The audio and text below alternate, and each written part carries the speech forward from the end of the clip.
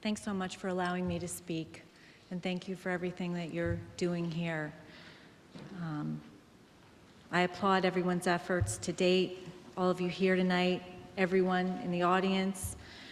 Everyone's motivated by love, and to make sure that nothing like this ever happens again. I want to introduce myself and my family. My name is Scarlet Lewis. I'm a single mom, and I've lived in Sandy Hook for 14 years. I now have one son, JT, who's 12. I wanted to take just a few minutes to introduce you to Jesse. Jesse was 6 years old. He had really soft skin, and I used to grab him and pinch him every chance I got. He was getting pretty heavy at 61 pounds, but I still carried him when he was tired. I think about kissing his sleeping cheek all the time, how soft it was, and how glad I am that I took the opportunity when I could. Jesse loved rubber ducks and toy soldiers, and he used to play soldiers with his older brother, JT. And Jesse was a force. His energy was palpable when he entered a room. He was always happy, always busy, and he was wondering when he was going to lose his first tooth. There are 19 others like him, in addition to the beautiful other lives that were lost. In an instant, with the loss of those 26 dear, precious lives, the world united. The entire world was in shock, and the reaction to this was love and compassion. We need to somehow hold on to that feeling of oneness. These are our children that we're trying to protect, and this is our world that we need to work together to make a better place. Everyone's been asking me, what can I do? At Jesse's funeral, I got up and addressed this question.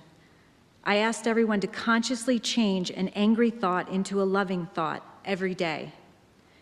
After all, I said, it is simply a choice. 2 days later, a 66-year-old doctor called me and told me that that changed his life. He said, I've been walking around my whole life angry, and I didn't realize I had a choice. I believe anger is a major issue in society. You do not use a gun against someone else unless you're angry or a victim. Unaddressed anger leads to feelings of victimization. A victim feels that they have no control over their situation. When responsibility for oneself has been given away and a person feels persecuted, this can easily lead to rage. Rage leads to crime, violence, and murder. Our prisons are filled with examples of this. Our children need to learn that they can choose love over anger, and they can choose gratitude over entitlement, and in doing so, shape a happy and healthy future. If a child does not think he has control over his anger, over time, he can become a victim. You can choose between love and anger if you're aware you have a choice, and you can choose between gratitude and entitlement. I believe that we have to start with education and educating our children. We started a foundation called Jesse Lewis Choose Love. We will offer classes that teach children this awareness and that you do have a choice. This choice between anger and love is one that we make when we wake up every morning, all of us. It's one we make at work, at home, with our children, on the road, and in our schools. Most of us are probably not even aware that we're making a choice. Jesse wrote a message on our kitchen chalkboard sometime shortly before he died.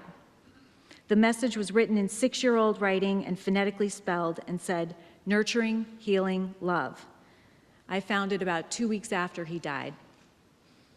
This message of comfort and inspiration was for me, for my family, and for the world.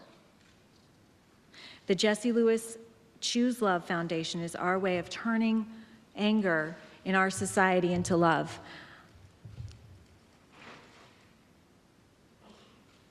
I truly believe that we can together make the world a better place.